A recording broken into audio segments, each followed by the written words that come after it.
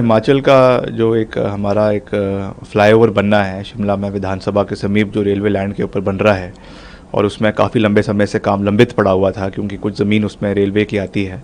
तो उस संदर्भ में मैं जो रेलवे बोर्ड के चेयरमैन हैं उनसे मिला और उन्होंने इस संदर्भ में अपने अधिकारियों से बात करी है और आज ही उस काम को शुरू करने की अनुमति दी है। तो उसके लिए मैं उनका धन्यवाद करता हूँ। और कुछ जो हमारी रेलवे लाइन बन रही है बिलासपुर भनुपली रेलवे लाइन, उसमें भी कुछ काम स्थगित है, कुछ मसले हैं जो कि प्रदेश सरकार से उसमें टेकअप करने हैं। उसके बारे में भी उन्होंने मुझे जानकारी दी है। तो उसके बारे में मैं मुख्यमंत्री जी से बात करूंगा और जल्द उसमें भी सहयोग मिले ताकि हमारी रेल कनेक्टिविटी हिमाचल में बेहतर हो। उसके लिए हम प्रयास करेंगे। सर, बड़ी सौगात हिमाचल वासियों के लिए आपके द्वारा नहीं, हम प्रयास करते हैं, प्रयास करना हमारा दायित्व है। तो मेरा तो केंद्र सरकार से यही निवेदन है कि हमें एक छोटे भाई के रूप में देखे और हिमाचल को जितना भी सहयोग मिल सकता है वो पूरा सहयोग दे। एक आखिरी सवाल है सर, आपके बयान को जिस तरीके से दिखाया गया, दर्शाया गया और जो प्रदेश सरकार से आपको भी और एक माइंडसेट दिखाने की कोशिश की कि बीजेपी से आपका जुड़ाव, उस पर आपकी सर क्या रिएक्शन है? मैंने जो भी कहा वो कानून के दायरे में रहकर कहा, हिमाचल के हितों के लिए कहा और हिमाचल के हित हमारे लिए सर्वश्रेष्ठ है। हिमाचल के लिए हम लड़ाई लड़ते आए हैं, लड़ते रहेंगे और आगे भी लड़ते रहेंगे। राजीव शुक्ला के बयान के साथ आप खड़े हैं?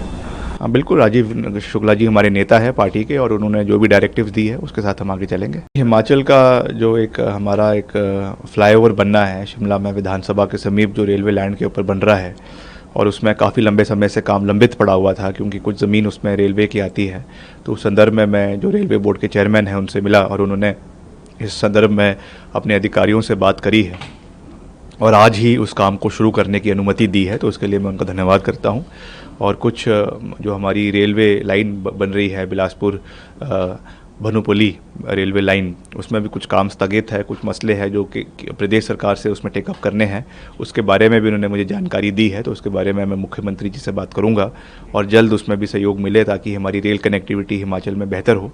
उसके लिए हम प्रयास करेंगे। सर, बड़ी सौगात हिमाचल वासियों के लिए आपके द्वारा नहीं, हम प्रयास करते हैं, प्रयास करना हमारा दायित्व है।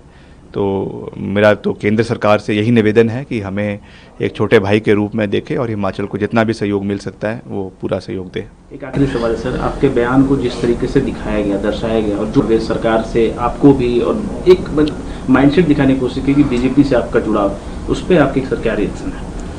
मैंने जो भी कहा वो कानून के दायरे में रहकर कहा, हिमाचल के हितों के लिए कहा और हिमाचल के हित हमारे लिए सर्वश्रेष्ठ है। हिमाचल के लिए हम लड़ाई लड़ते आए हैं, लड़ते रहेंगे और आगे भी लड़ते रहेंगे। राजीव शुक्ला के बयान के साथ आप खड़े हैं?